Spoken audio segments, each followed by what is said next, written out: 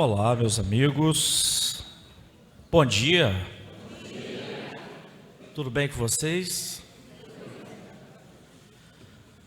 Que honra, né?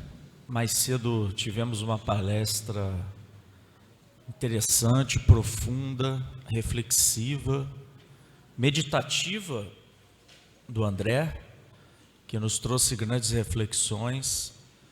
E a fila de autógrafos dele foi lá no MAP. Mas é merecimento, né, de um trabalho muito sério que ele faz no campo do espiritismo, né, do trabalho que ele desenvolve. Então, e hoje eu fico muito honrado, de verdade, de estar aqui nesse aniversário do Lar de Frei Luiz. Embora eu seja da Fraternidade João Batista, eu não me vejo como um ser separado de casas. Eu me sinto um filho do Lar de Frei Luiz, né? Tem o meu professor aqui, ó. É um rapaz aqui, ele é bem cabeludo, mas é gente boa. Tem o Jaime aqui, o pessoal, né? A gente se sente muito em casa quando vem fazer qualquer tipo de apresentação, de palestra. Então é sempre uma honra muito grande, né?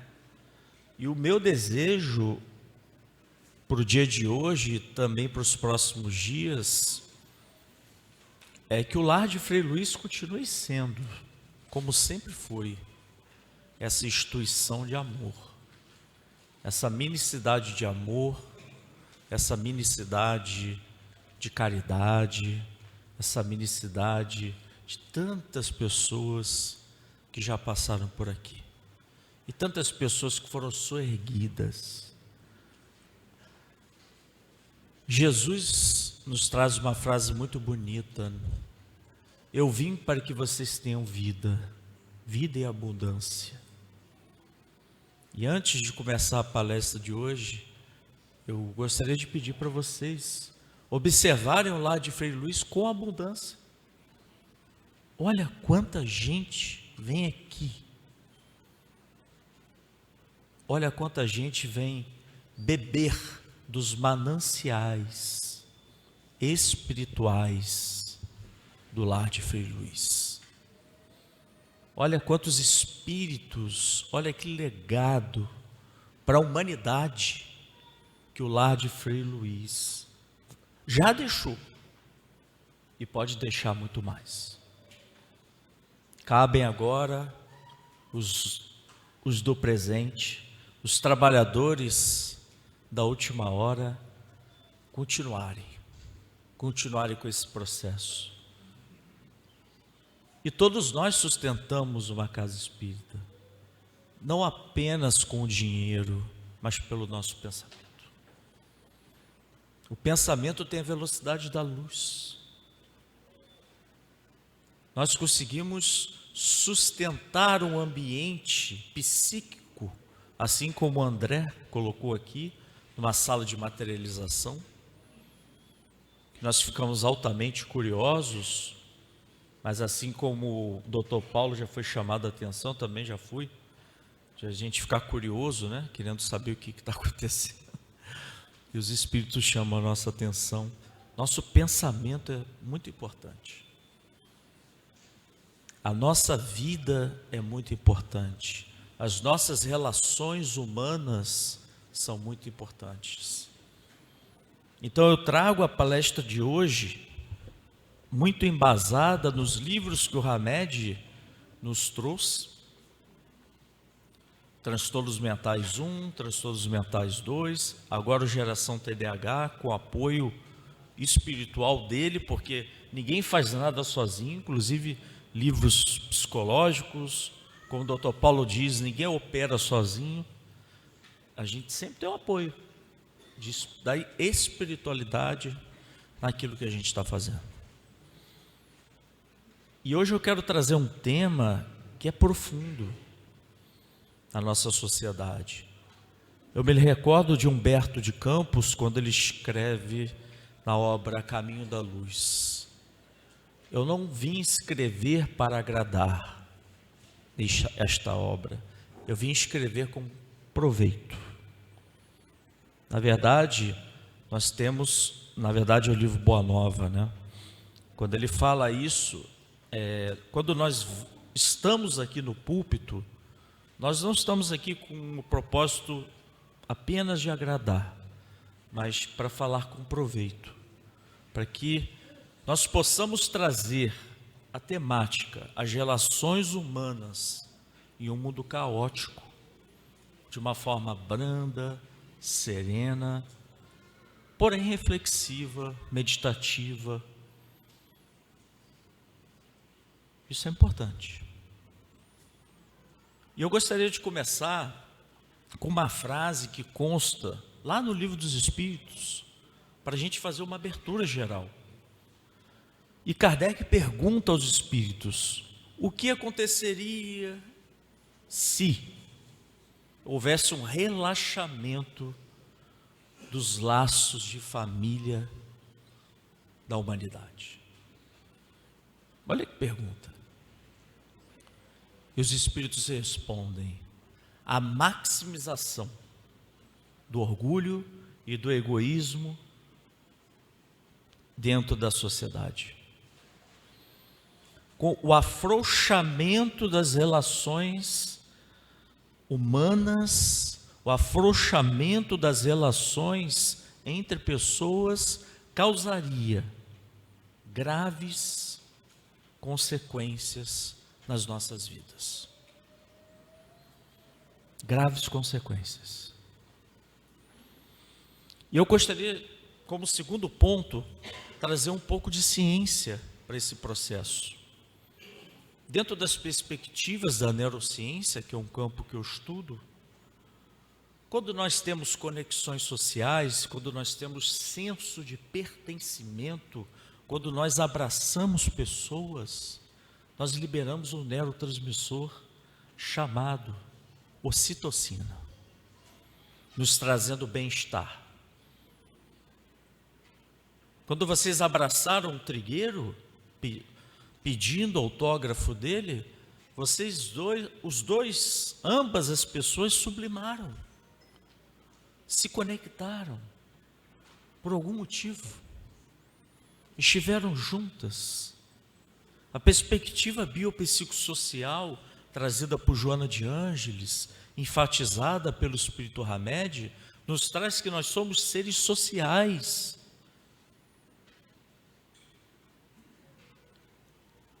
E Jesus corrobora com isso.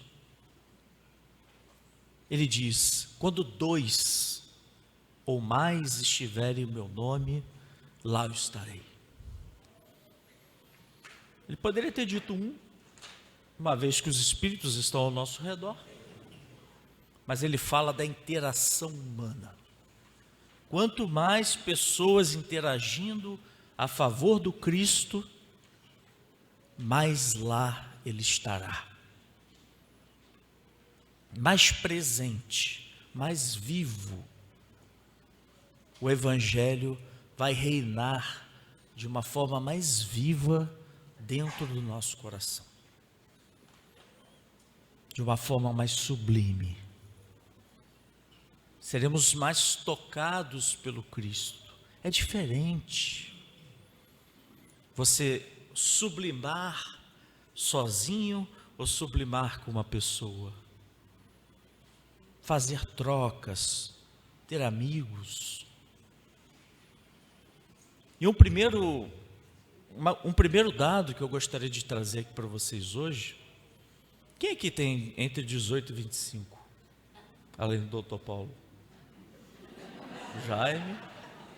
Margarida? Ninguém, né? Vocês sabem quantas vezes, segundo a última pesquisa pela Lancet, uma revista altamente gabaritada, quantas vezes, Jaime, quantas vezes você flertou com uma menina dos 18 aos 25? Perdeu a conta, né?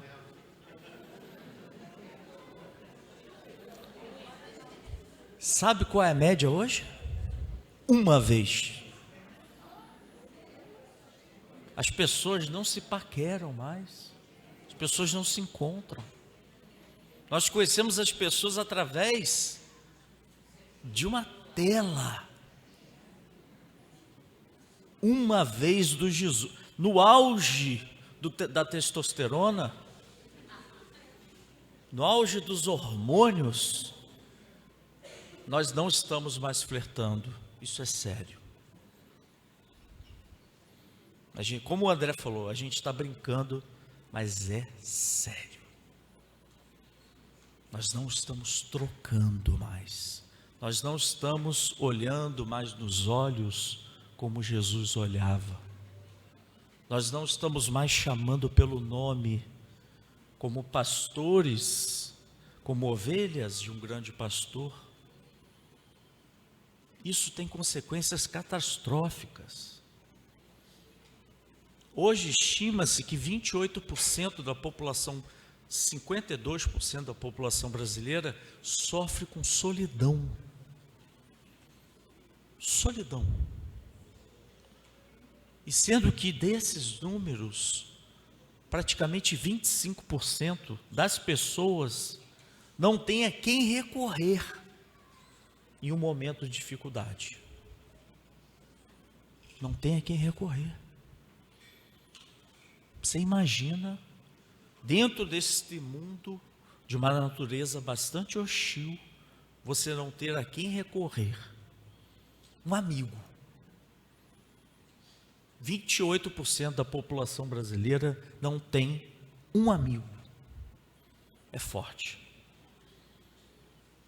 Estamos inundados, cercados de contatos, mas com poucas amizades. Inundados. Nosso WhatsApp tem uma lista de quase 2.000 pessoas. São números, são estatísticas. E o efeito da solidão, significa fumar, fazendo uma analogia com os estudiosos, com os cientistas que nos trazem essas questões, seria como fumar um maço de cigarro por dia. Se distanciar das pessoas, se sentir solitário, significa fumar um maço de cigarro por dia. Quem fuma, fuma 2.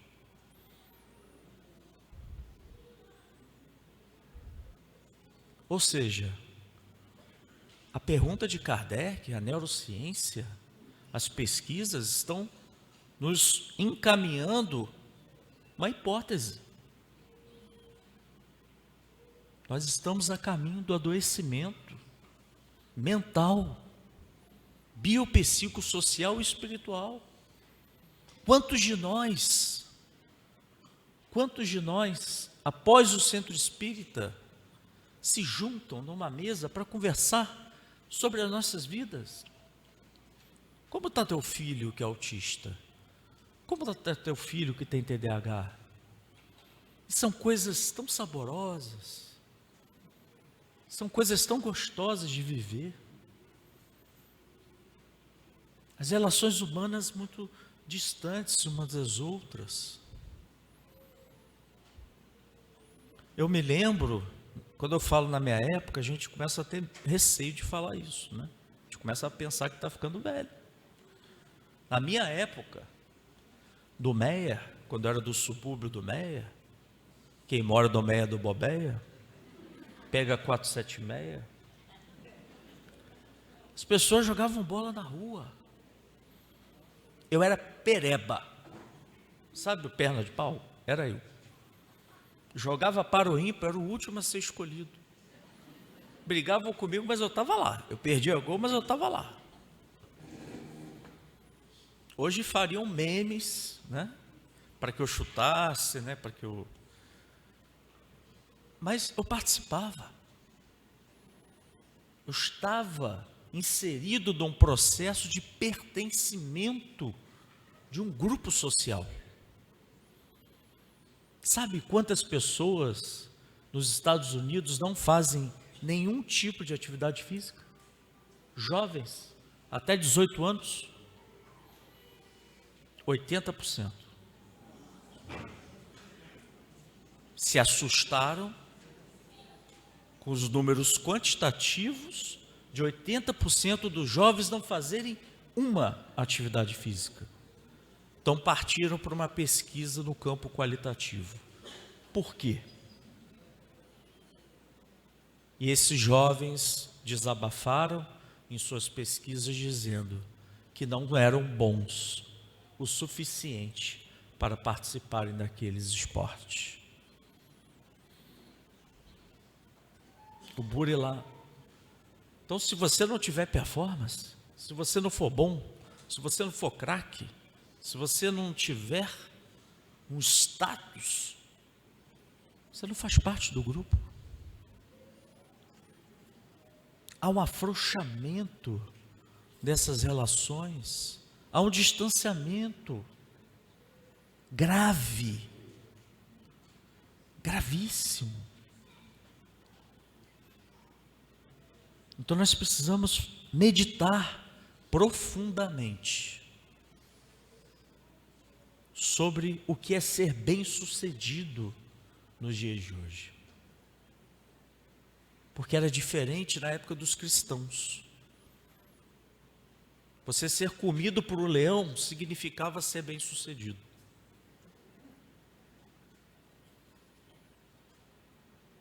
O que é ser bem-sucedido hoje? Hoje fala-se tanto em atividades físicas, em pessoas fitness. Eu olho o Instagram e fico assustado. Pessoas com medalhas de corrida, maratonistas.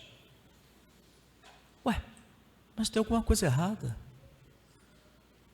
Tem alguma coisa estranha, porque os dados dizem que 50% das pessoas, dos brasileiros, têm sobrepeso ou obesidade.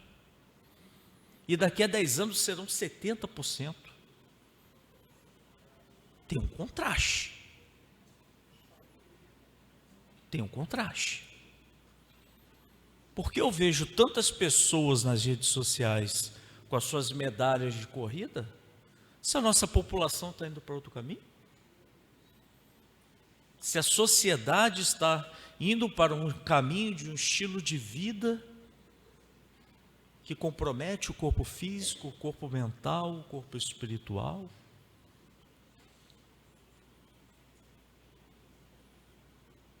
Isso é grave também.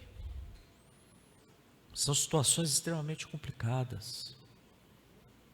Então, as nossas relações precisam ser melhor experimentadas, melhor vividas.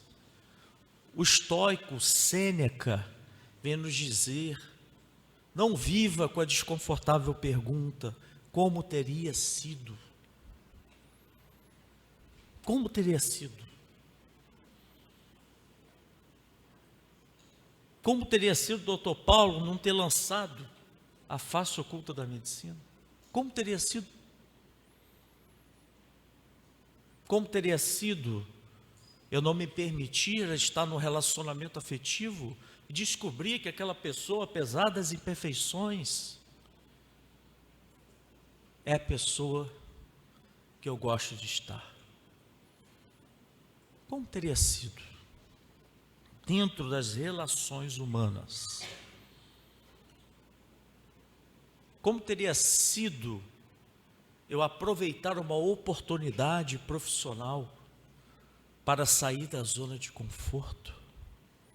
Como teria sido eu descobrir que sou médium, mas não arriscar de fato ser médium na prática?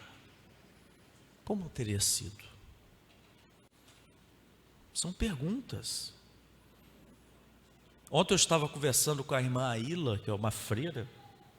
Ela estava lá em São Paulo, eu fui assistir a palestra dela.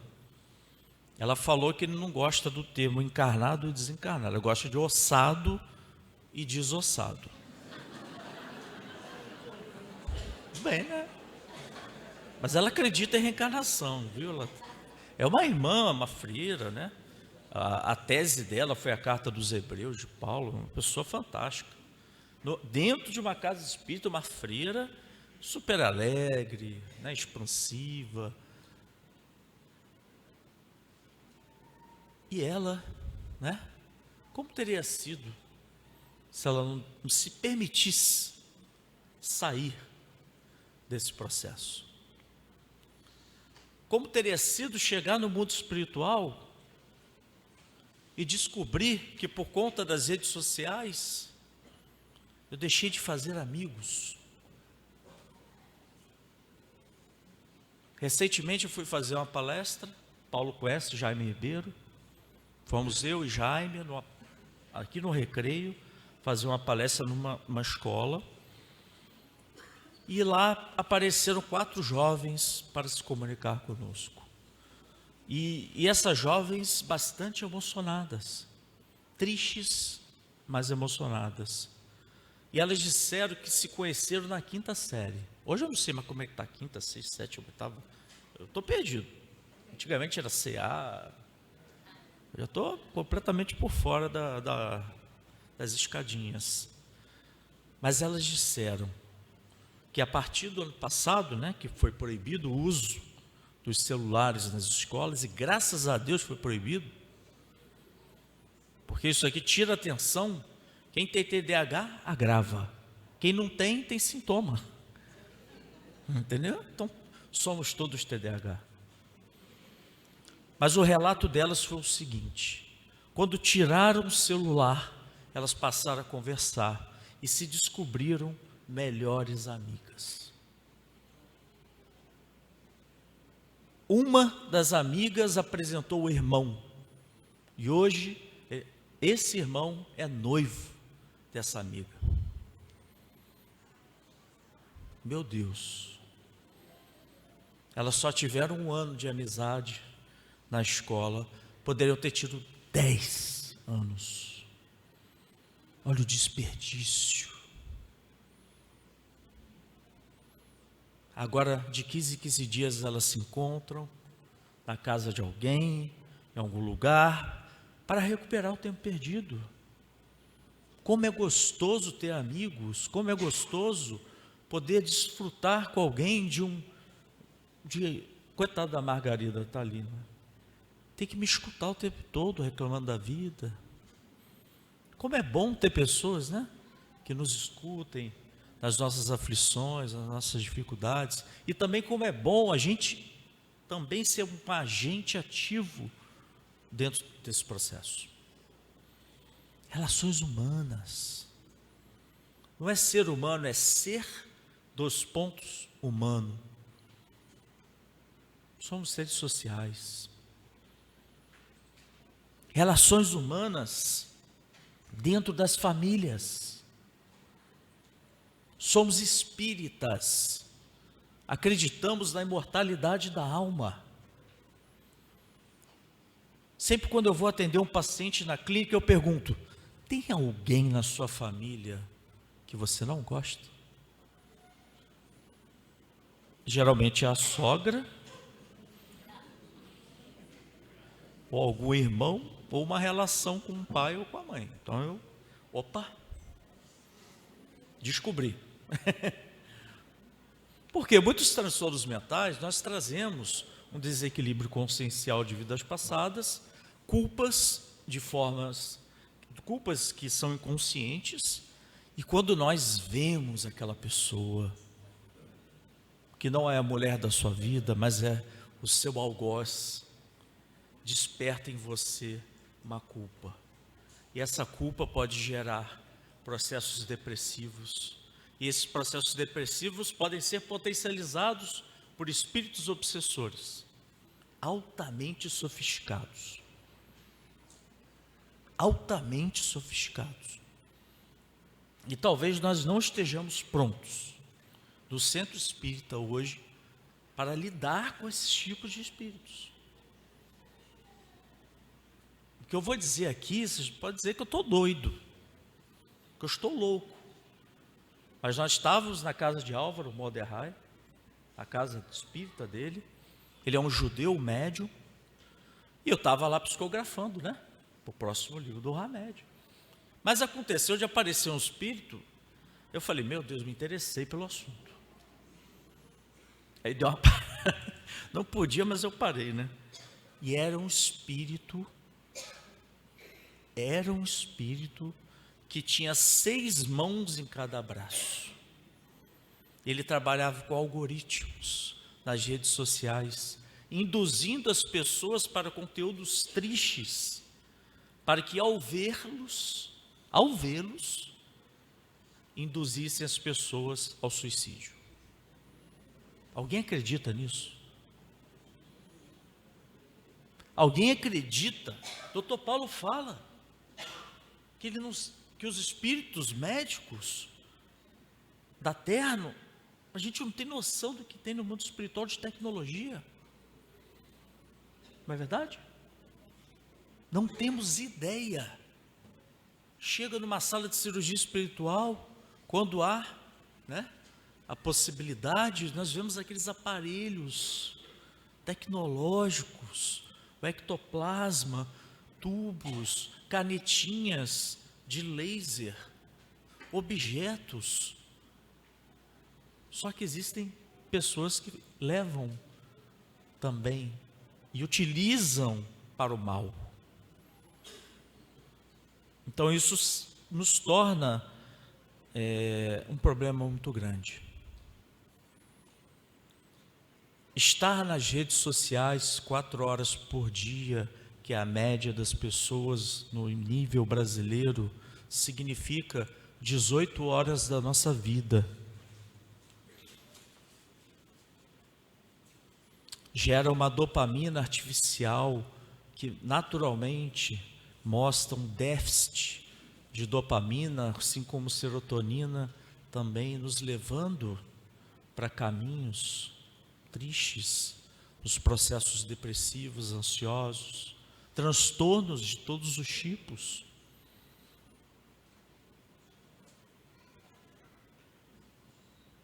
Preocupantes. E mais preocupantes, as famílias. Por quê? Se você nasce num lar, o único endereço, possivelmente, que a doutrina espírita nos ensina, o único endereço que não é errado, não é equivocado, não é acidente, é o útero de uma mãe. Existe endereço mais certo do que o útero de uma mãe? Nascemos na família que nascemos para resgatar o que precisamos resgatar. E muito me preocupa quando muitas pacientes me chamam e dizem: mas eu fui em determinada palestra espírita e disseram que eu deveria perdoar a outra pessoa, esquecer o que aconteceu. E a pessoa sai da palestra muito mais culpada, porque ela não consegue perdoar, ela não consegue esquecer, e ela se sente muito mais culpada. Por quê? Porque o perdão, segundo o Evangelho, segundo o Espiritismo, trabalha junto com a psicologia. É o que a psicologia também traz hoje para a gente. O perdão é um processo de amadurecimento. Nós somos, quando nós estamos magoados, já dizia o André aqui, nós temos um armário de roupas desalmado dentro de nós. O armário desarrumado. Perdoar não significa chegar para a pessoa e dizer: eu te perdoo, você me perdoa. Porque muitas vezes, assim como já aconteceu comigo, eu já disse para uma pessoa: eu te perdoo. O que eu fiz? A pessoa nem sabe o que ela fez. Então o perdão não é sobre o outro, é sobre nós. É legítima a dor que o outro causou sobre a gente, dentro dos aspectos da relação humana. É legítimo sofrer, é legítimo o luto. A ingratidão é dolorosa. Aquele que come no nosso prato, assim como Judas comeu no prato de Jesus, nossos pratos, uma mensagem de Emmanuel. O pior não são as pessoas que nos ofendem, mas são aqueles que parecem amigos e nos traem. É mais doloroso. E diante dessa perspectiva, perdoar é arrumar esse armário, é acomodar aquela pessoa dentro de nós de uma forma mais confortável, dentro de uma consciência ampla de que o outro tem o direito de ser quem ele quer ser.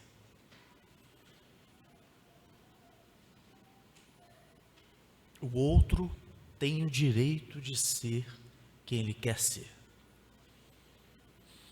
Pode estar certo, pode estar errado, pode estar mais ou menos errado, pode estar diagonalmente errado, verticalmente errado, mas ele tem esse direito, ele tem livre-arbítrio.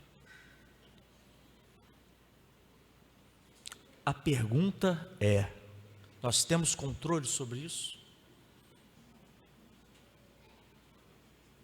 Nós temos controle sobre a ação das pessoas? Não temos, porque as relações humanas, elas são imprevisíveis. Hoje você está muito bem com alguém da sua família e de repente pode acontecer alguma rusga, algum desafeto, e nós sermos machucados. Porém, contudo, todavia, entretanto, qual que é o resto?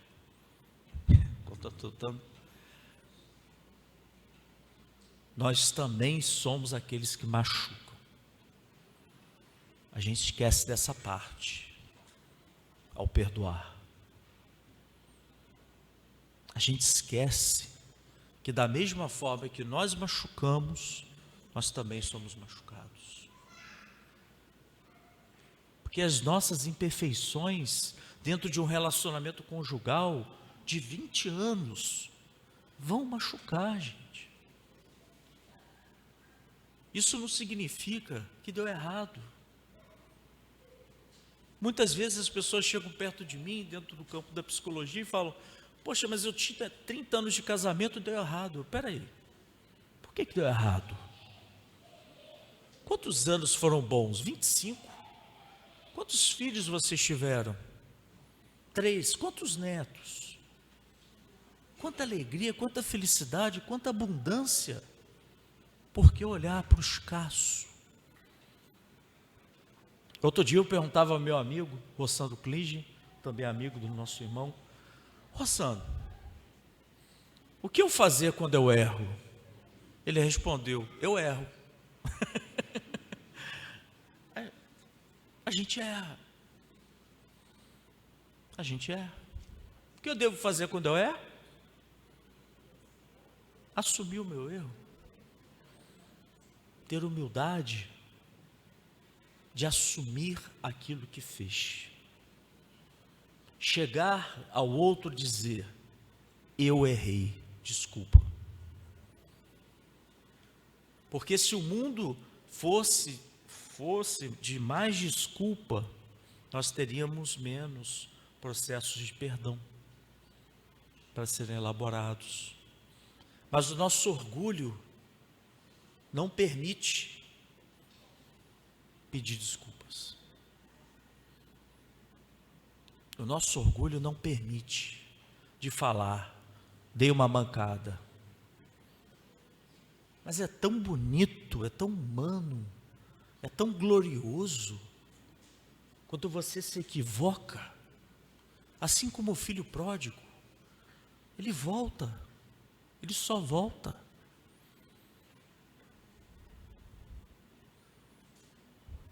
Ele só volta. Pede desculpas. Posso ficar? A gente tem que pedir desculpas. Perdoar não significa esquecer. Jesus falou em aramaico, transformar os seus escritos em hebraico. Perdoar não é uma anamnésia. Não é uma amnésia. Nós não esquecemos o que aconteceu, Aquilo que aconteceu dói, permanece, está vivo. Dentro das relações humanas ainda dói. Faz parte do processo. As relações humanas trazem isso para a gente. Perdoar não significa conviver. E quantas pessoas, até em sessões clínicas, falam, mas tem lá um mandamento: honrar vosso pai e vossa mãe. Mas quando nós vamos nas traduções, honrar é valorizar os nossos ancestrais. Honrar os dentes que nós temos na boca e a vida que temos para construirmos um mundo melhor. Isso é honrar e não concordar. Ninguém aqui é obrigado a concordar com os pais. Ninguém aqui é obrigado a concordar. Jesus não disse isso. Honrar vosso pai e vossa mãe é respeitar os pais, é não se vingar deles. Perdoar também é não se vingar. Jesus fala: entrega outra face, ou seja, não reaja. Apanhou, tudo bem, se concentra, se refaz, mas não faça o mesmo que fizeram contigo, porque você se torna tão vilão quanto a pessoa. A gente se torna tão vilão quanto o agressor. Aí vem a fé, aí vem a imortalidade da alma, que precisa sair dos livros e nascer na manjedoura dos nossos corações. Nascer, construir virtudes, para que nós possamos nos relacionar melhor uns com os outros. É difícil sim, não é fácil não. São pessoas diferentes, são questões diferentes, são pontos de vista, são perspectivas. O que a gente queria? Ir na padaria e encontrar a gente? Ir ao shopping encontrar a gente? Ir ao Frei Luiz ter 500 Rafaéis, Deus me livre. Ter 500 Paulo Frutuoso aqui? É sair todo mundo correndo. Nós somos diferentes, temos olhares, lentes altamente diferentes. As pessoas não gostam muito de falar de política em palestra. Eu não falo de política, até porque quem convive comigo sabe que eu não tenho lados. O espírita tem que ter pautas e não bandeiras. É triste. Quantas famílias separadas por conta de homens falíveis, que nem me conhecem. Você está brigando com a sua esposa, com a sua sogra, por alguém que não me conhece? Que tipo de proposta é essa? Estamos brigando por conta de homens falíveis, empreendendo uma energia no campo das relações humanas, em algo que nós não temos controle nenhum, apenas o voto. Quer ser cidadão? Seja, mas não no púlpito. Púlpito não é lugar de proselitismo. Sabem quantas pessoas no mundo têm vontade de ter aborto sabem quantas pessoas, a cada segundo, uma pessoa tem um desejo de abortar? A cada 12 segundos alguém aborta. São 44 milhões de pessoas abortadas. Planejamentos reencarnatórios. Isso é maior que qualquer terceira guerra mundial. Isso é maior do que qualquer foguete, do que qualquer bomba nuclear. E uma vez eu perguntei aos espíritos, aos médicos espirituais, sobre a questão do aborto, e eles me trouxeram a seguinte reflexão: e se você fosse a criança?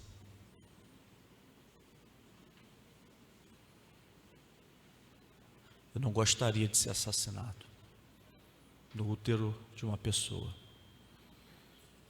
É um assassinato. No livro dos Espíritos nos diz que desde a concepção ali já tem um perispírito miniaturizado, que o modelador biológico que forma através do ectoplasma de toda mãe naturalmente tem para a formação do corpo físico. Não é sobre ser de direita, de esquerda, é uma pauta. Então eu sou de direita? Porque eu sou contra o aborto? Porque é um crime? Porque 44 milhões de pessoas do mundo matam, morrem. Deveríamos brigar por pautas e não por partidos, por seres falíveis, repugnantes, que não merecem a mínima atenção. Porque dentro da nossa família existe um projeto reencarnatório.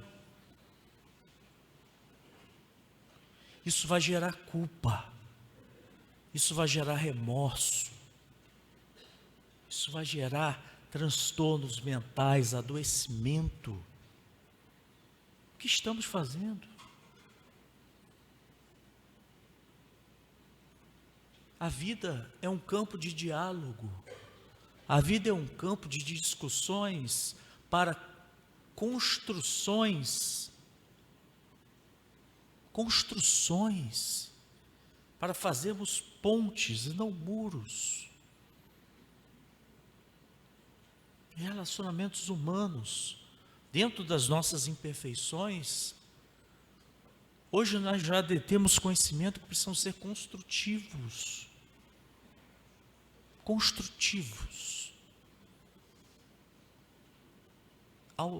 Completamente construtivos. Se eu não concordo com você, qual o problema? Voltaire, o grande filósofo Voltaire, ele tem uma frase muito bonita: eu não concordo com nada que você está dizendo, mas eu vou lutar até a morte pelo seu direito de dizê-las. Não é bonito? É uma democracia. Estamos falando de relações humanas em um mundo caótico.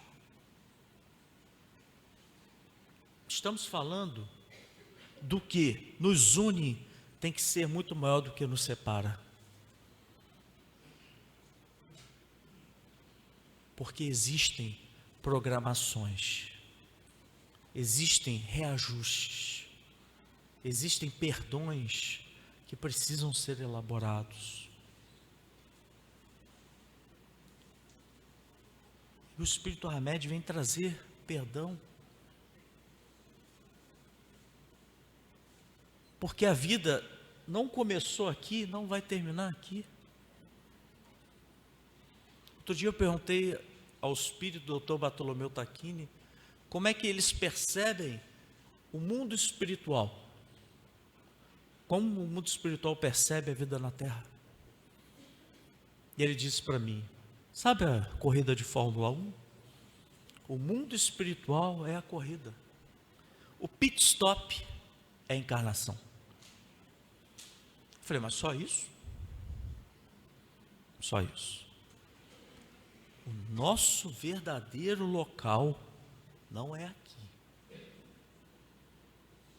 É um pit stop para aprendizados, para enriquecimento, para evolução, para construções, para a pacificação do nosso coração.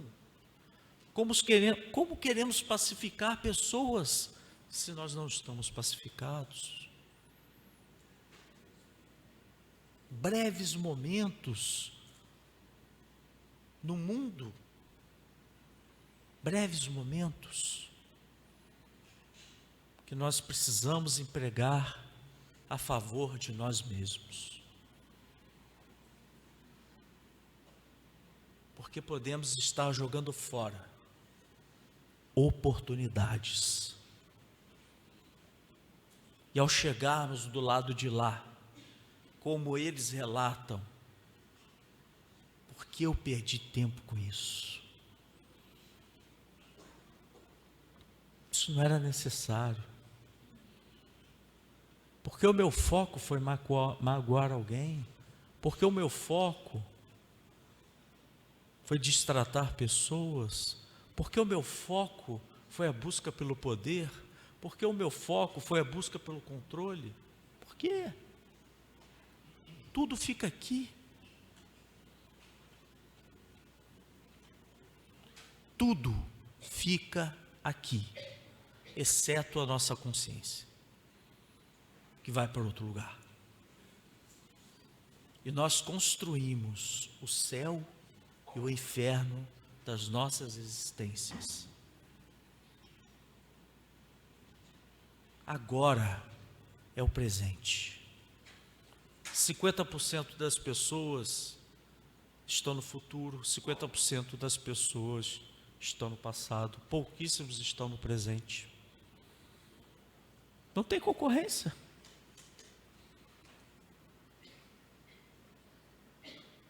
O medo tomou conta das relações. E o único remédio para que nós possamos ter relações saudáveis é a pacificação do nosso coração. Para que eu sente de uma forma lúcida. Pacificar significa acerenar. Pacificar significa saber quem eu sou, saber os meus valores, saber o que eu sou bom, saber o que eu não sou tão bom. Pacificar significa colocar a cabeça no travesseiro e estando em paz consigo mesmo e dizendo: Senhor, Senhor, fiz tudo o que pude para esse dia. Um bom relacionamento com o travesseiro não há preço. Um bom relacionamento com a nossa consciência não tem preço. Estar bem consigo mesmo, estar satisfeito consigo mesmo, faz com que a gente corra com muito mais harmonia pelos nossos objetivos, para as coisas que precisamos empreender. Se estamos desarmoniosos, vamos patinar, vamos brigar. É momento de silêncio. A gente só vai escutar Deus no silêncio da alma. Nós só vamos escutar a voz viva da consciência. Está com dúvida? Se afasta do barulho. Como vamos tomar decisões dentro do campo das relações humanas? No barulho, na fofoca, na intriga. Não, silencia. Escute a sua intimidade. Escute o que vem lá de dentro, o que vem dos porões da alma. Para que sim, nós tenhamos informações emocionais para tomarmos decisões mais lúcidas, mais assertivas. para que as nossas relações humanas possam ser de dignidade. E Jesus é o nosso modelo e guia. Jesus é aquele com as suas sandálias empoeiradas, o doce rabi da Galileia, que andava pelo mar da Galileia, deixando as suas poeiras, as suas pegadas.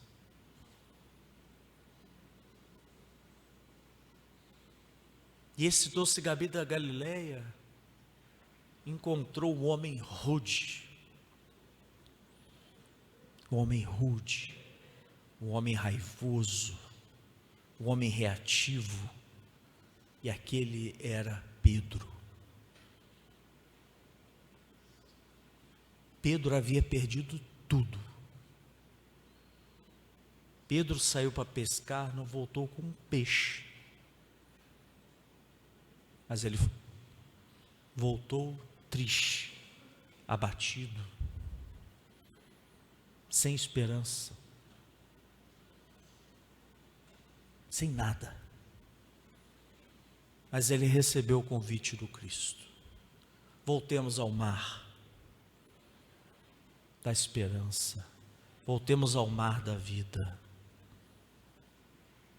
voltemos ao mar do mundo, para que possamos navegar juntos com o Evangelho redivivo dos nossos corações.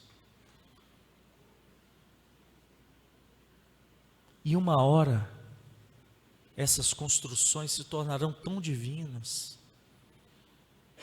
porque junto do Mestre, nada se perde, nada fica oculto.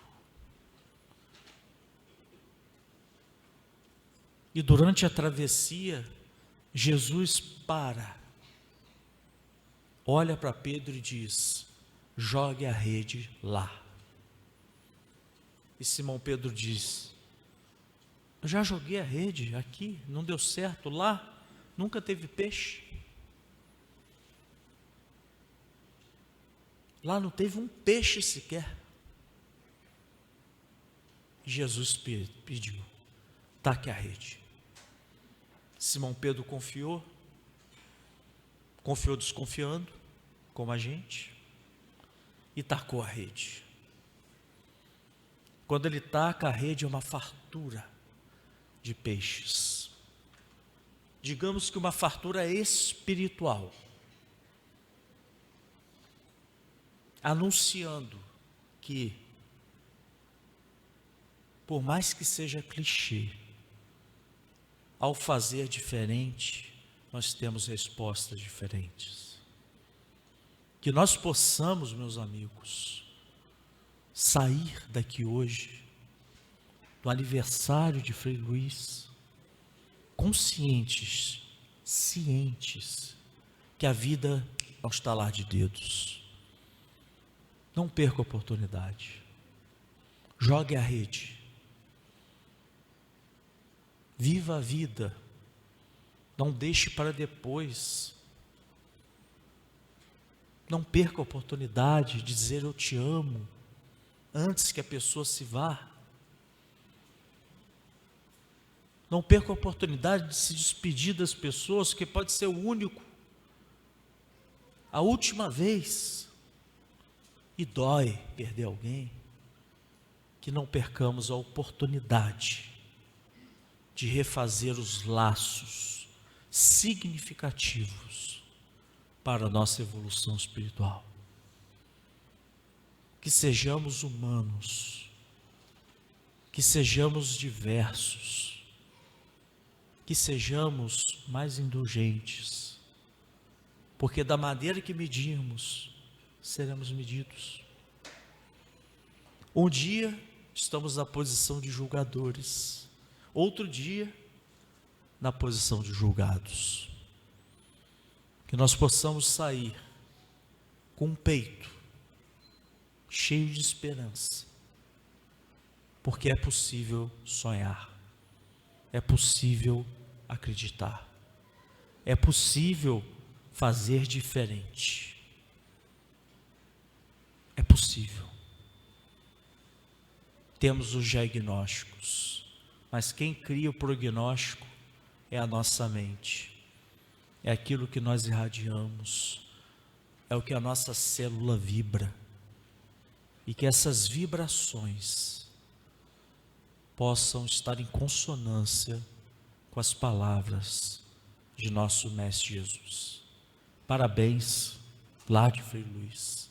Parabéns por tudo que esta casa bendita já ofereceu para a humanidade. E acreditem, por mais que não possa parecer, ela vai oferecer muito e muito e muito mais. Um beijo para todo mundo.